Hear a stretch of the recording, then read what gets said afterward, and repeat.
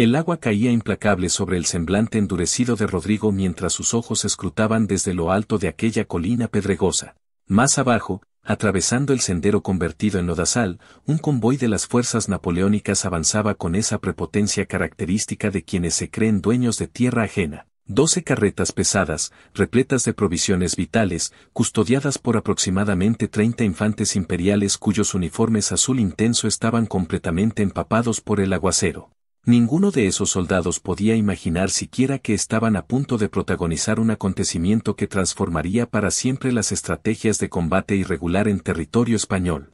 El tonel que Rodrigo había construido pacientemente durante varias semanas, ese mismo que había provocado risas y comentarios despectivos entre sus propios camaradas de armas, aguardaba oculto bajo la tierra fangosa a escasos 100 metros del punto exacto por donde aquellos franceses pasarían en cuestión de minutos.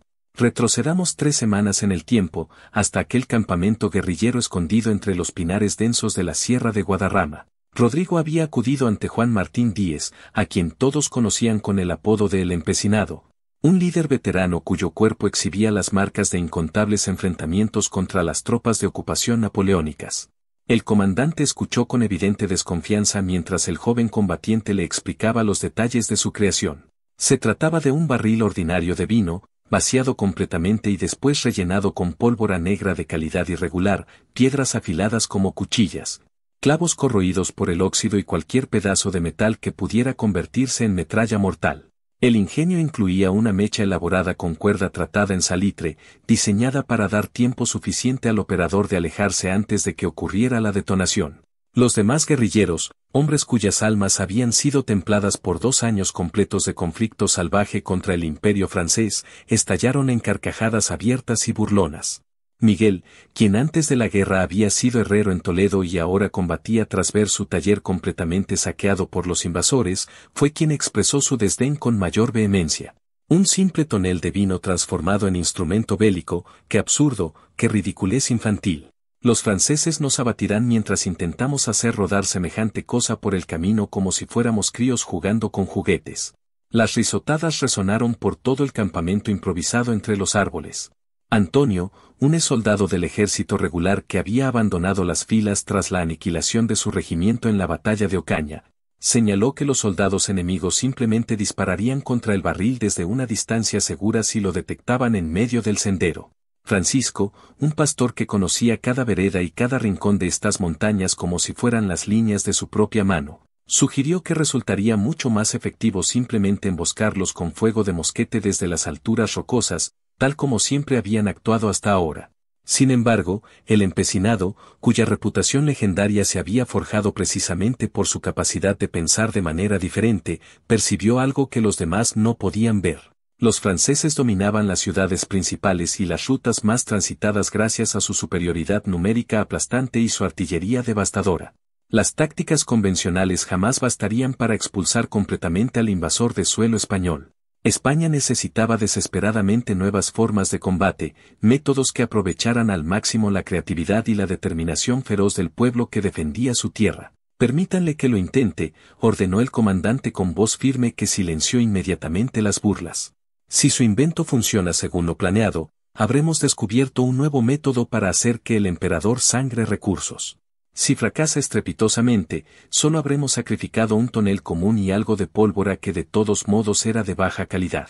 Rodrigo agradeció con un gesto grave y respetuoso, absolutamente determinado a demostrar que su creación podría alterar el resultado de los pequeños enfrentamientos que, sumados todos juntos, debilitarían fatalmente al ocupante extranjero. La Guerra de Independencia Española había estallado el 2 de mayo de 1808, cuando el pueblo de Madrid se alzó violentamente contra las tropas francesas que ocupaban la capital. Lo que Napoleón Bonaparte había calculado como una ocupación rápida y sin complicaciones se había transformado en una auténtica pesadilla de resistencia popular implacable. Los ejércitos regulares españoles habían sufrido derrotas catastróficas en campo abierto, pero del mismo pueblo emergió algo que los franceses jamás anticiparon: la guerrilla. Grupos heterogéneos de civiles armados con lo que encontraban, soldados que desertaron de unidades aniquiladas, campesinos enfurecidos por los abusos y nobles arruinados se unieron formando bandas que atacaban sin cesar las líneas de suministro francesas. Emboscaban patrullas aisladas y se desvanecían entre las montañas mucho antes de que pudieran llegar los refuerzos enemigos. Juan Martín Díez, el empecinado, se había convertido en una auténtica leyenda viviente entre estas fuerzas irregulares. Antiguo labrador de las tierras de Castilla, había tomado las armas el día en que los franceses ejecutaron a toda su familia por negarse a entregar sus provisiones al ejército invasor. Desde aquel momento terrible había organizado una de las bandas guerrilleras más efectivas y mortíferas de toda España, operando principalmente en la región central del país. Sus ataques sorpresa habían destruido decenas de convoys vitales, liberado prisioneros españoles condenados a trabajos forzados y causado tanto daño acumulado que los franceses habían puesto un precio extraordinariamente alto por su captura, vivo o muerto. Bajo su liderazgo inspirador, hombres ordinarios sin entrenamiento militar formal se habían transformado en combatientes formidables que conocían íntimamente cada piedra, cada curso de agua, cada caverna de estas tierras que defendían con sus vidas. La situación militar general en la primavera de 1811 era extraordinariamente compleja y delicada. Los británicos bajo el mando del duque de Wellington combatían ferozmente en territorio portugués.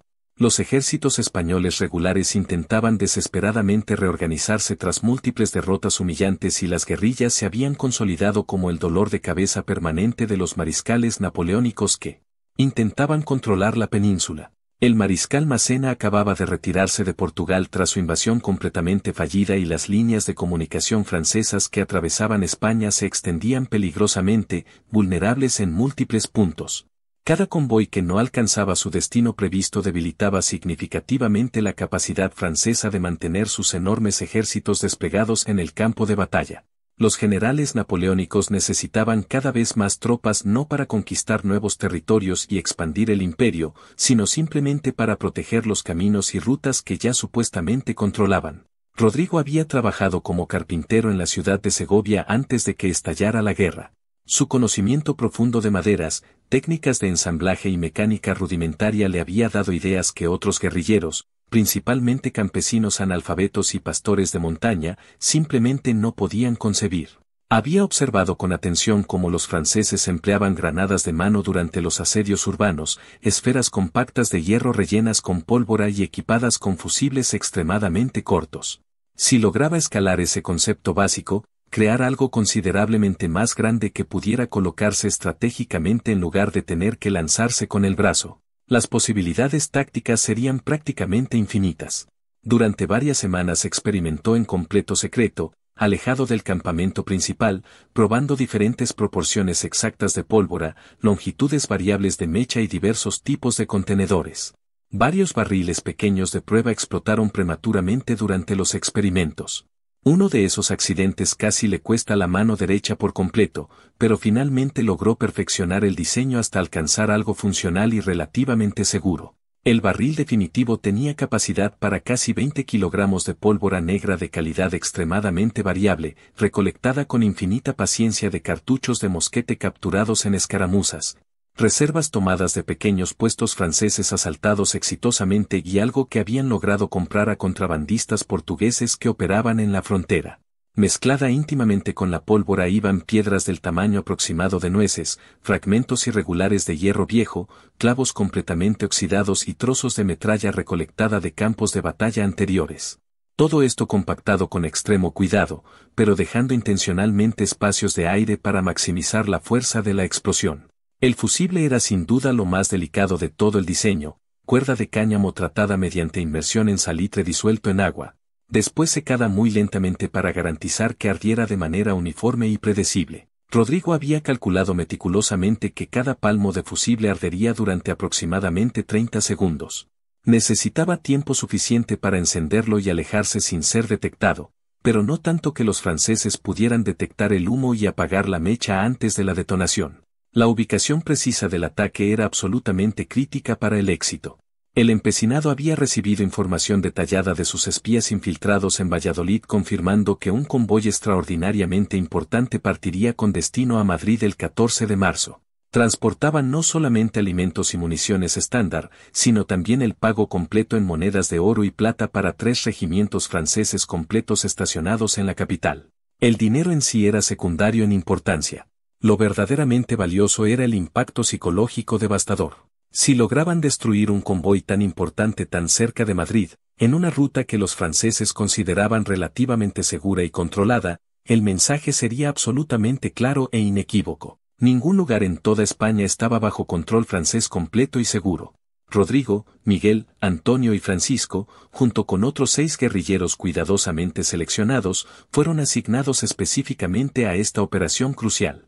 El empecinado permanecería en el campamento principal con el grueso de la banda, preparado para moverse rápidamente si algo salía terriblemente mal. El lugar escogido con sumo cuidado era un tramo particular de camino que discurría entre 2 colinas relativamente bajas cubiertas de bosque denso a ambos lados.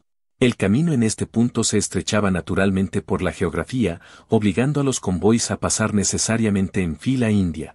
3 días completos antes de la fecha prevista para el paso del convoy, Rodrigo y su equipo llegaron sigilosamente al sitio designado. Durante la noche profunda excavaron un hoyo considerable en medio exacto del camino, lo suficientemente profundo para ocultar completamente el barril y la carga explosiva, pero no tan profundo que la fuerza tremenda de la explosión se dispersara hacia abajo en la tierra en lugar de hacia arriba y los lados donde causaría el máximo daño. Colocaron el barril con extremo cuidado, con el fusible saliendo discretamente por un pequeño tubo hueco de madera que llegaba hasta la superficie, escondido bajo una capa delgada de barro fresco y hojas caídas. El trabajo meticuloso de camuflaje consumió muchas horas de esfuerzo concentrado. El hoyo excavado debía parecer simplemente parte natural del camino embarrado e irregular, completamente indistinguible del resto del sendero. Utilizaron ramas quebradas, hojas caídas de los árboles circundantes y barro adicional para disfrazar perfectamente cualquier señal reveladora de excavación reciente. El punto exacto de ignición del fusible estaba escondido cuidadosamente bajo una roca plana y lisa situada a un lado del camino, marcada de forma extremadamente sutil para que Rodrigo pudiera encontrarla incluso en la oscuridad total o bajo el estrés extremo del combate. Después cubrieron meticulosamente todas sus huellas, borrando todo rastro posible de su presencia humana en el área. Los guerrilleros se retiraron entonces a posiciones cuidadosamente preparadas en las colinas circundantes, perfectamente ocultos entre formaciones rocosas y arbustos espesos, con órdenes estrictas y claras de no disparar absolutamente nada a menos que el plan fracasara por completo y necesitaran cubrir desesperadamente la retirada de Rodrigo bajo fuego enemigo. Durante 2 días completos esperaron en sus posiciones con paciencia infinita. El primer día transcurrió lentamente sin señales visibles del convoy esperado. Llovió de manera intermitente durante horas y los guerrilleros permanecieron en sus posiciones completamente empapados hasta los huesos, comiendo pan duro como piedra y cecina rancia, sin permitirse encender fuegos que pudieran revelar su presencia a patrullas francesas. Miguel seguía profundamente escéptico sobre todo el plan del barril explosivo, murmurando constantemente que probablemente la pólvora se había mojado con la lluvia y todo el esfuerzo tremendo había sido completamente en vano. Antonio revisaba nerviosamente su mosquete cada pocos minutos, ansioso ante la inactividad forzada. Francisco, completamente acostumbrado a largas horas de soledad absoluta vigilando rebaños en las montañas durante su vida anterior, permanecía inmóvil como una roca milenaria, observando el camino vacío con paciencia verdaderamente infinita. Rodrigo revisaba mentalmente una y otra vez cada paso del plan elaborado, cada posible complicación, cada contingencia prevista. El segundo día completo, al romper el alba, Francisco señaló discretamente movimiento distante hacia el este. Un explorador francés solitario, un húsar montado en su caballo oscuro, galopó por el camino examinando cuidadosamente a ambos lados con ojos entrenados. Los guerrilleros se pegaron instantáneamente al suelo, absolutamente inmóviles como cadáveres.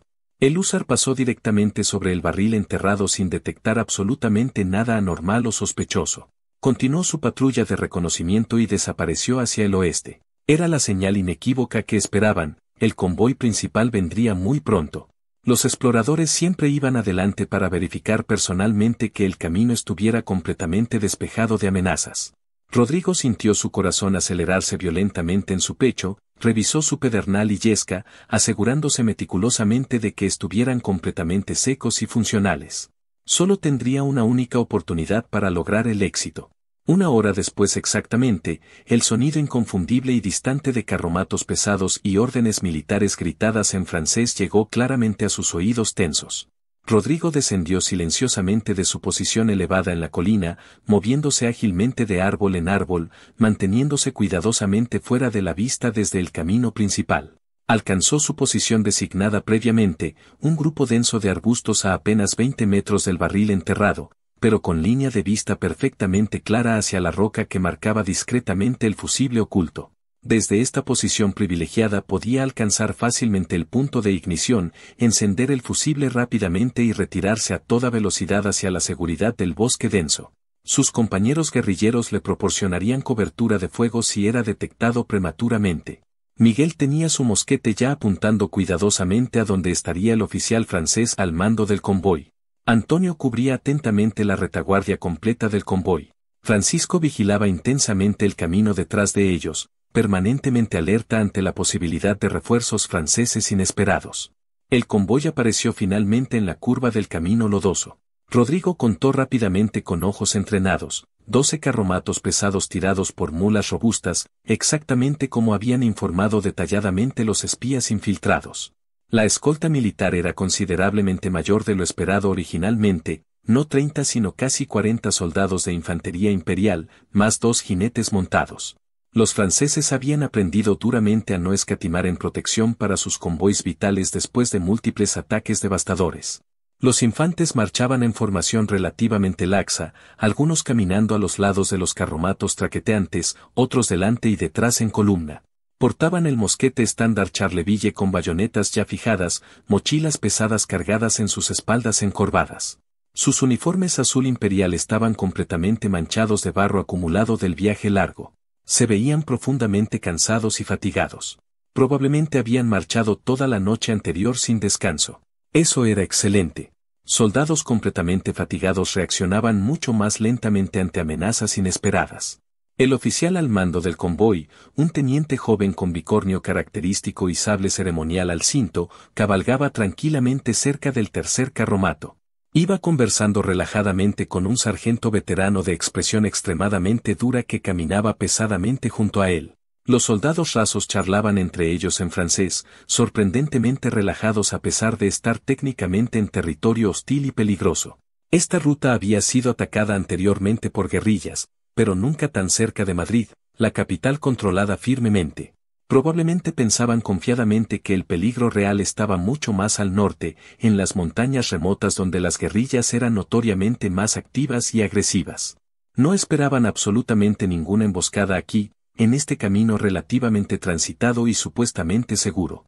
Esa falsa sensación de seguridad completa sería definitivamente su perdición mortal. Rodrigo esperó pacientemente, controlando su respiración acelerada. El momento preciso tenía que ser absolutamente perfecto. Si detonaba el explosivo demasiado pronto, solo destruiría la vanguardia del convoy y el resto podría retirarse rápidamente en relativo orden. Demasiado tarde y la explosión devastadora solo alcanzaría la retaguardia menos importante. Necesitaba que el centro exacto del convoy, donde estaban concentrados los carromatos más pesados y valiosos y el oficial al mando, estuviera directamente sobre el barril mortal. Contó cuidadosamente carromatos mientras avanzaban lentamente. Primero, segundo, tercero pasando sobre el punto. El cuarto estaba llegando precisamente al área crítica. Las mulas que tiraban del sexto carromato pisaron directamente sobre el área exacta donde yacía enterrado el barril explosivo cargado. Era el momento perfecto e irrepetible. Se deslizó fuera de su escondite protector, moviéndose bajo y extremadamente rápido, 25 pasos hasta la roca marcadora. Sus botas gastadas se hundían en el barro espeso, pero se movía con la agilidad extraordinaria nacida de meses enteros viviendo como animal en estas montañas. Nadie en el convoy enemigo lo vio en ese momento crítico. Todos miraban hacia adelante siguiendo la ruta o hacia los lados del camino donde lógicamente esperarían un ataque convencional con mosquetes. Alcanzó la roca marcadora, la movió con manos que temblaban incontrolablemente. Ahí estaba el extremo del fusible, exactamente donde lo habían dejado cuidadosamente. Sacó el pedernal y la yesca preparada de su bolsillo. La yesca estaba perfectamente seca, gracias al cielo. Golpeó el pedernal una vez sin resultado, 2 veces con desesperación creciente. Chispas brillantes saltaron. La yesca comenzó a arder con un resplandor naranja. Acercó el extremo del fusible a las brasas diminutas. Un soldado francés giró casualmente la cabeza en ese momento fatal. Sus ojos se encontraron directamente con los de Rodrigo a través de la distancia. El francés abrió la boca para gritar una advertencia urgente a sus camaradas. Demasiado tarde para cambiar el destino. El fusible se encendió perfectamente. Una pequeña llama naranja brillante comenzó a correr inexorablemente hacia el barril enterrado bajo toneladas de tierra compactada y madera. Rodrigo dejó caer la roca de vuelta exactamente a su lugar y corrió desesperadamente hacia la salvación del bosque. Detrás de él escuchó gritos agudos en francés. Español aquí, enemigo a la vista. Un disparo de mosquete resonó fuerte en el aire húmedo. La bola de plomo pasó silbando peligrosamente cerca de su cabeza. Otro disparo rápido. Siguió corriendo en zigzag entre los árboles salvadores. 30 metros hasta cobertura completamente segura. 20 metros faltantes. Los gritos franceses se multiplicaban frenéticamente. 10 metros finales. La explosión sacudió el suelo entero como el puño colosal de un titán mítico golpeando la tierra con furia divina. Rodrigo fue lanzado violentamente hacia adelante por la onda expansiva tremenda, cayendo de bruces completamente en el barro espeso. Detrás de él, el mundo entero se convirtió instantáneamente en fuego infernal y destrucción absoluta. El barril explotó con una fuerza devastadora que superó ampliamente todas sus estimaciones más optimistas. La pólvora detonó en una fracción minúscula de segundo, liberando energía equivalente a 50 mosquetes disparando simultáneamente en todas direcciones posibles. La metralla compactada, piedras afiladas y clavos oxidados salieron disparados violentamente en un radio mortal de destrucción total. Los dos carromatos más cercanos al punto exacto de explosión simplemente dejaron de existir como objetos reconocibles, convertidos instantáneamente en astillas microscópicas de madera y metal completamente retorcido. Las mulas fueron literalmente despedazadas instantáneamente, sus cuerpos desintegrándose. Los soldados en un radio de 20 metros cayeron como marionetas con cuerdas brutalmente cortadas. El oficial francés al mando fue derribado violentamente de su caballo, su pecho perforado limpiamente por media docena de fragmentos irregulares de metralla mortal. El sargento veterano de expresión dura perdió ambas piernas instantáneamente por debajo de las rodillas. Sus gritos desgarradores de agonía cortaron el aire mientras caía pesadamente. Los carromatos inmediatamente adelante y atrás del punto de explosión volcaron completamente por la fuerza pura del estallido. Las mulas sobrevivientes, completamente enloquecidas por el terror absoluto, quebraron violentamente sus arneses y huyeron en todas direcciones posibles, arrastrando pedazos rotos de carromatos destrozados. Soldados franceses que momentos antes marchaban confiados y relajados, ahora yacían muertos o gravemente heridos, completamente cubiertos de sangre fresca y barro. El cráter profundo donde había estado enterrado el barril ahora medía 3 metros completos de diámetro y casi 2 metros de profundidad. Los guerrilleros escondidos en las colinas aprovecharon inmediatamente la confusión total. Miguel disparó su mosquete con precisión mortal, derribando instantáneamente a un sargento que intentaba desesperadamente reorganizar a los sobrevivientes aturdidos. Antonio y otros 2 guerrilleros abrieron fuego coordinado desde diferentes ángulos estratégicos, creando la impresión psicológica de estar completamente rodeados por una fuerza considerablemente mayor. Los franceses, profundamente aturdidos por la explosión inesperada, completamente incapaces de ver con claridad de dónde venían exactamente los disparos mortales, comenzaron a retirarse en completo desorden. Algunos intentaban cargar sus mosquetes con manos que temblaban incontrolablemente, otros simplemente corrían abandonando todo. Francisco apareció de repente en el camino como un fantasma. Disparó a quemarropa mortal contra 2 soldados que intentaban desesperadamente rescatar uno de los carromatos que aún llevaba las pesadas cajas del pago militar en oro y desapareció de vuelta en el bosque protector antes de que pudieran reaccionar siquiera. Los franceses supervivientes intentaron formar desesperadamente una línea defensiva coherente, pero era absolutamente imposible en esas circunstancias caóticas. Los supervivientes completamente ilesos eran menos de 20 de los 40 originales que habían comenzado la marcha. No sabían absolutamente nada sobre cuántos atacantes exactamente enfrentaban. El humo denso de la explosión y los disparos continuos de mosquete creaba una niebla espesa que dificultaba enormemente la visibilidad. Los heridos gritaban desesperadamente pidiendo ayuda que nadie podía proporcionar. Los caballos de los 2 jinetes habían huido completamente aterrorizados. El teniente que comandaba el convoy estaba definitivamente muerto, al igual que todos los suboficiales experimentados. Un cabo joven intentó valientemente tomar el mando gritando órdenes, pero otro disparo certero de guerrillero lo silenció permanentemente. Sin liderazgo efectivo, sin saber realmente contra qué enemigo invisible luchaban, los soldados franceses supervivientes hicieron lo único que parecía remotamente racional en esas circunstancias imposibles. Abandonaron completamente el convoy destruido y huyeron desesperadamente hacia Madrid y la seguridad relativa de la capital. Rodrigo se levantó lentamente del barro donde había caído duramente, aturdido pero completamente ileso milagrosamente. Sus oídos zumbaban intensamente por la explosión cercana, pero podía ver perfectamente el resultado devastador de su trabajo. El convoy estaba completamente destruido más allá de toda recuperación. Humo negro denso se elevaba dramáticamente de los carromatos en llamas. Cuerpos franceses cubrían literalmente el camino embarrado. Miguel bajó corriendo desde su posición elevada, una sonrisa feroz de victoria en su rostro curtido por el clima. Funcionó perfectamente, por todos los santos del cielo, realmente funcionó según lo planeado. Antonio llegó momentos después, recargando su mosquete mientras corría. Nunca en mi vida había visto absolutamente nada así. Fue como si el mismo infierno se abriera directamente bajo ellos. Francisco verificaba metódicamente los cuerpos caídos, recogiendo cartuchos útiles, armas en buen estado y cualquier cosa valiosa de los caídos. Los guerrilleros trabajaron con extraordinaria rapidez y eficiencia. Sabían perfectamente que tenían muy poco tiempo antes de que llegaran inevitablemente refuerzos franceses desde Madrid o desde los puestos militares distribuidos en la ruta. Revisaron sistemáticamente los carromatos supervivientes. 3 estaban completamente destruidos más allá de toda utilidad. Otros 4 volcados pero potencialmente salvables con esfuerzo. Los últimos 5 estaban relativamente intactos y utilizables.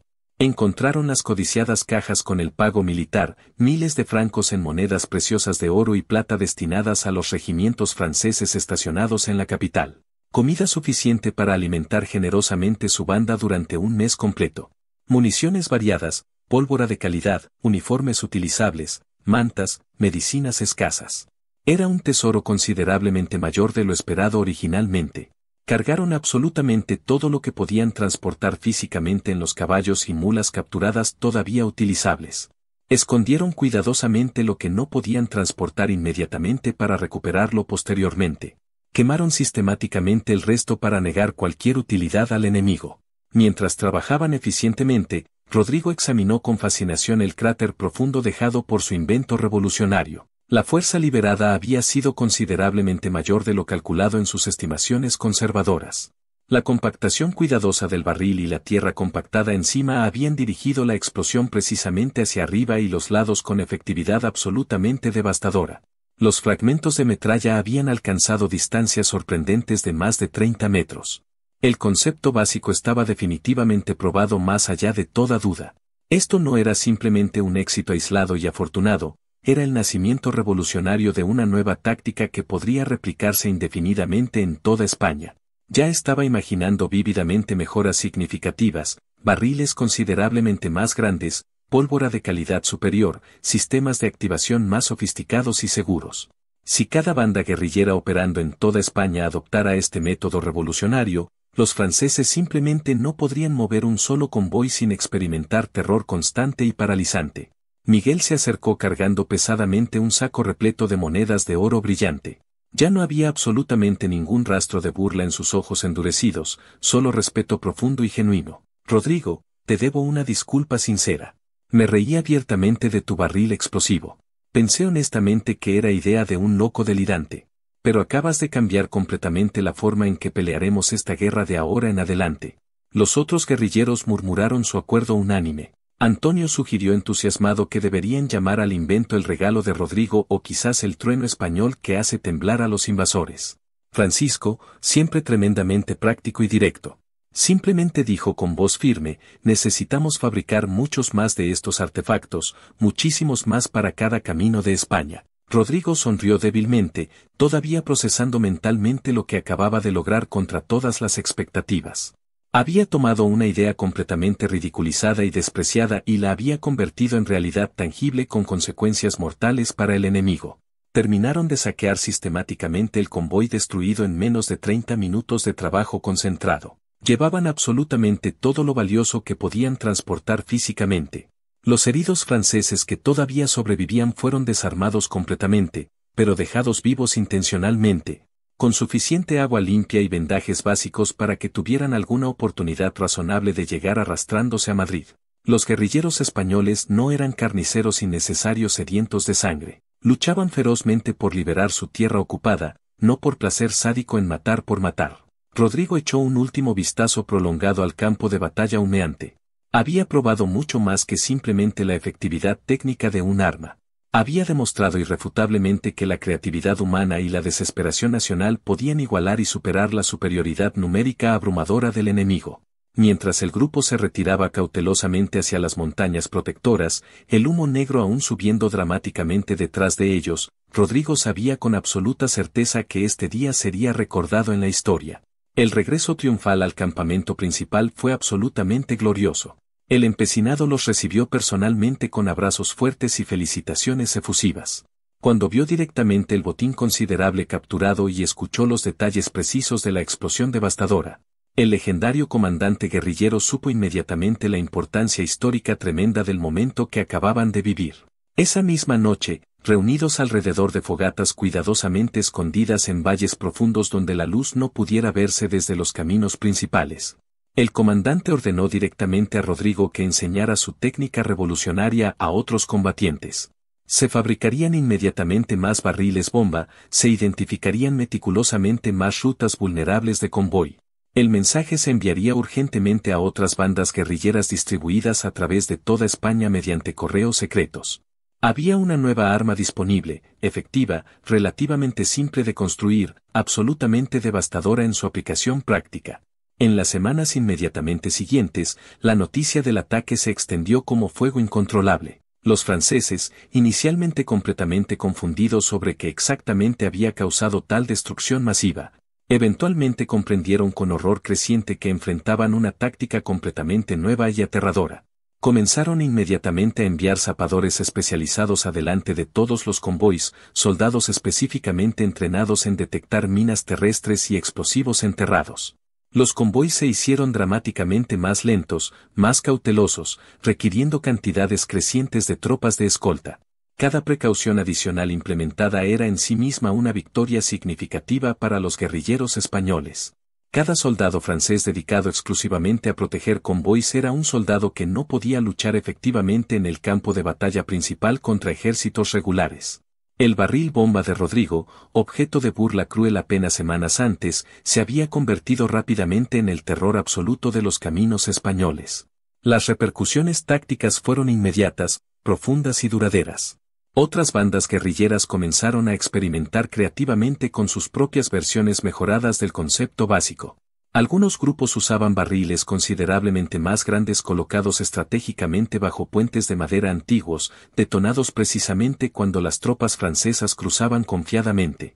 Otros creaban versiones más pequeñas y portátiles que podían lanzarse violentamente contra puertas fortificadas durante asaltos directos a guarniciones aisladas. Un grupo particularmente ingenioso en Cataluña desarrolló un método para flotar barriles explosivos río abajo hacia pontones franceses construidos sobre ríos. La creatividad española, alimentada poderosamente por la desesperación y el odio profundo al ocupante extranjero, florecía en 100 formas diferentes de resistencia violenta e imaginativa. Los mariscales napoleónicos desplegados en España se quejaron amargamente a París sobre las nuevas barbaridades de los guerrilleros salvajes. El mariscal Jourdan escribió informes detallados afirmando que las tácticas españolas eran completamente contrarias a las leyes civilizadas de la guerra, convenientemente olvidando las atrocidades horrendas francesas contra civiles españoles inocentes. El mariscal Soult, comandante supremo en Andalucía, estimó conservadoramente que las nuevas tácticas de explosivos improvisados habían aumentado las pérdidas francesas en convoys en más del 300%. El costo insostenible de mantener el enorme ejército imperial en España, ya imposiblemente alto, se disparó aún más dramáticamente. Cada franco gastado en proteger convoys vulnerables era un franco no disponible para la campaña ambiciosa de Napoleón en Rusia que se avecinaba peligrosamente. El impacto estratégico se extendió considerablemente más allá de las pérdidas materiales cuantificables. La moral francesa se deterioró gravemente. Los soldados odiaban profundamente el deber de escolta de convoys, sabiendo perfectamente que cada viaje podía terminar abruptamente en fuego y fragmentos de metal desgarrando sus cuerpos. Los oficiales debatían interminablemente cuántas tropas exactamente eran suficientes para proteger adecuadamente un convoy. La respuesta era siempre frustrantemente más de las que tenemos disponibles actualmente. Las líneas de suministro vitales que conectaban los ejércitos franceses dispersos en España se volvieron cada vez más precarias y poco confiables. Wellington, observando atentamente desde Portugal, aprovechó inteligentemente la distracción francesa para lanzar su propia ofensiva calculada que eventualmente liberaría toda la península ibérica. Rodrigo continuó perfeccionando incansablemente su invento durante los meses siguientes. Desarrolló fusibles de tiempo más confiables y predecibles, mezclas de pólvora más potentes y estables, contenedores más efectivos para dirigir la explosión. Entrenó personalmente a docenas de otros guerrilleros en la fabricación segura y despliegue efectivo de explosivos. Sobrevivió milagrosamente a la guerra completa, aunque con cicatrices permanentes y una mano parcialmente mutilada por un accidente peligroso durante experimentos posteriores más ambiciosos. Cuando España fue finalmente liberada completamente en 1814, Rodrigo regresó a Segovia no como simple carpintero, sino como veterano ampliamente condecorado cuya contribución había sido reconocida oficialmente incluso por los comandantes del ejército regular, que anteriormente despreciaban a los guerrilleros como bandidos indisciplinados. El legado duradero del ataque de marzo de 1811 vivió mucho más allá de ese día específico.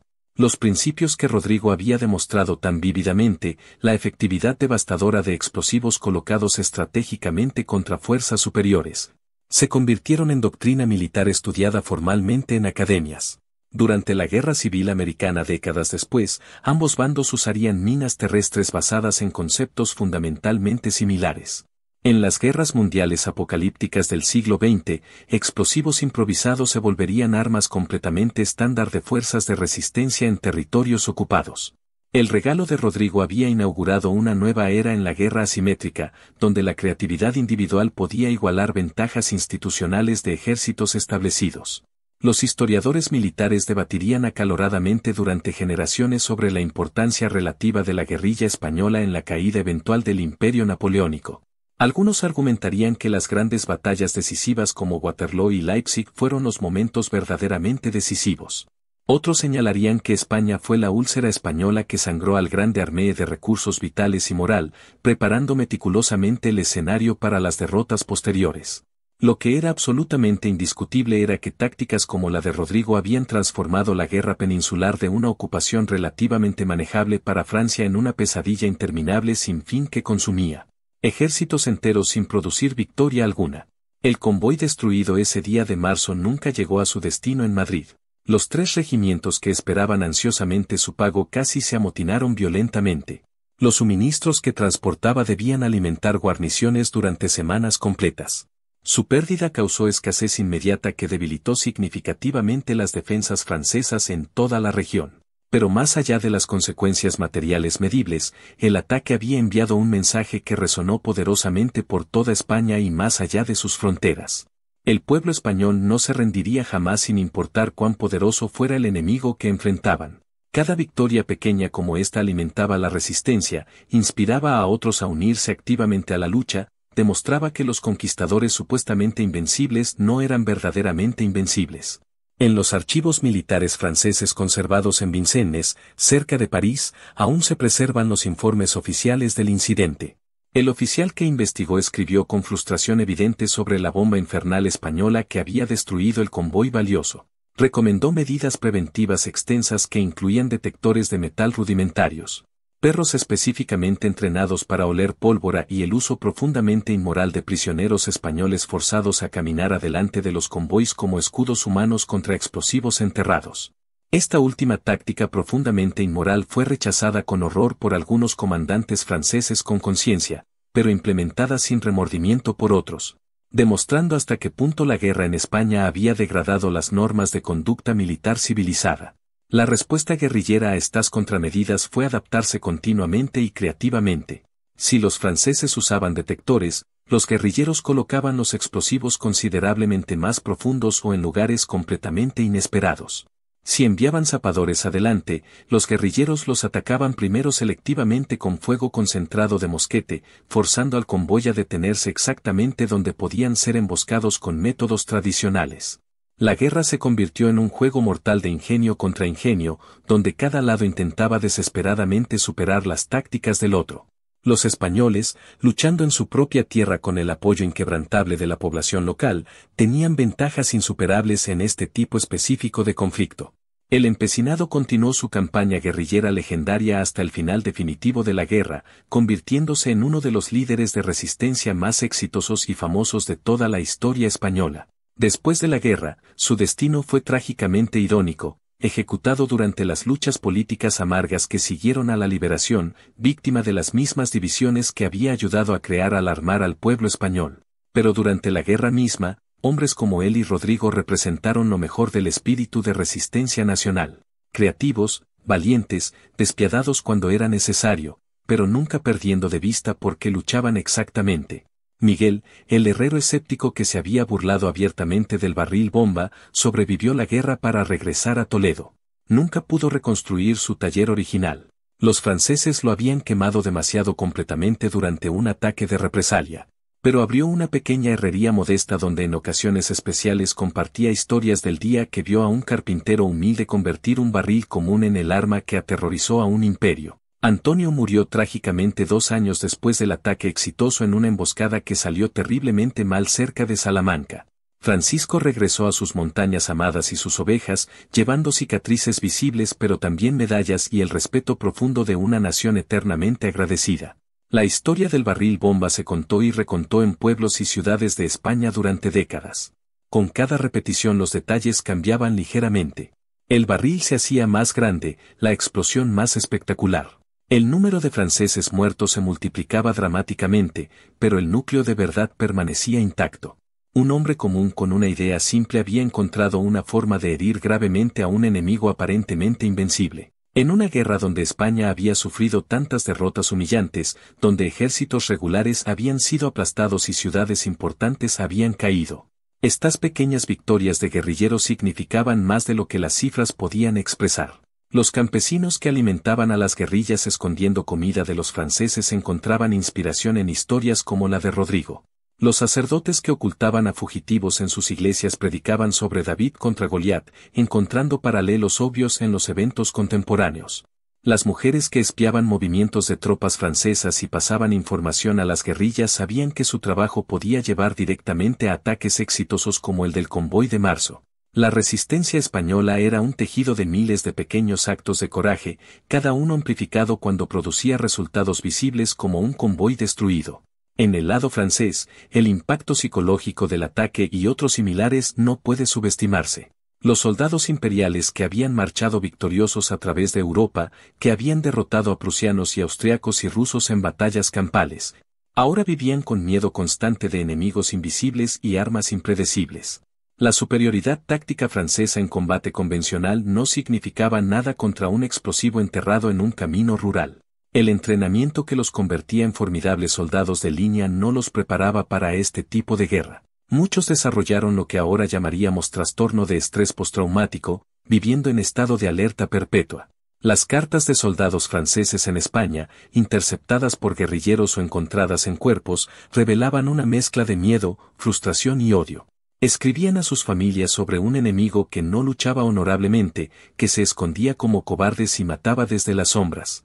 No entendían o no querían entender que estaban ocupando un país contra su voluntad, que cada español que se resistía estaba defendiendo su hogar. Para los franceses, España se convirtió en una asignación temida, un lugar donde carreras militares iban a morir junto con los soldados que las perseguían. El concepto de guerra total, donde toda la población se convierte en combatiente potencial y toda táctica se justifica en defensa de la patria, encontró una de sus expresiones más claras en la resistencia española contra Napoleón. Esto tendría profundas implicaciones para conflictos futuros. Las guerras ya no serían solo entre ejércitos profesionales en campos de batalla designados. Serían luchas existenciales donde pueblos enteros participaban, donde la distinción entre combatiente y civil se difuminaba, donde cualquier persona con suficiente ingenio podía convertirse en una amenaza mortal para el ocupante. Rodrigo, en sus años posteriores, reflexionaba sobre lo que había hecho. Había matado a hombres, docenas de ellos en ese primer ataque, más en operaciones posteriores. Eran soldados enemigos, sí, pero también eran hijos de alguien, hermanos, padres, esposos. La guerra lo había convertido en asesino por necesidad. Asistía a misa regularmente, buscando expiación o al menos comprensión. El sacerdote le aseguraba que había luchado en guerra justa, defendiendo su tierra contra invasores, que no había pecado mortal en matar bajo tales circunstancias. Rodrigo quería creerlo, pero las caras de los hombres que había visto morir nunca lo abandonaron completamente. Esta ambigüedad moral era compartida por muchos veteranos de la guerra de guerrillas. Habían hecho cosas terribles, cometido actos que en tiempos de paz serían considerados asesinatos, pero los tiempos no habían sido pacíficos. Sus enemigos habían invadido España, saqueado ciudades, violado mujeres, ejecutado civiles.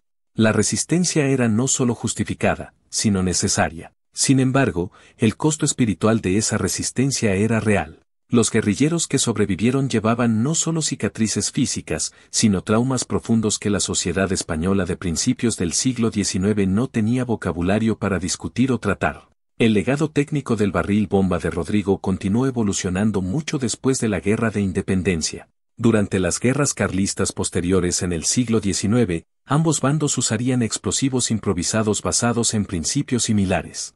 En las colonias españolas de América que luchaban por independencia, patriotas adoptarían tácticas guerrilleras aprendidas de la resistencia peninsular. El concepto se exportaría globalmente.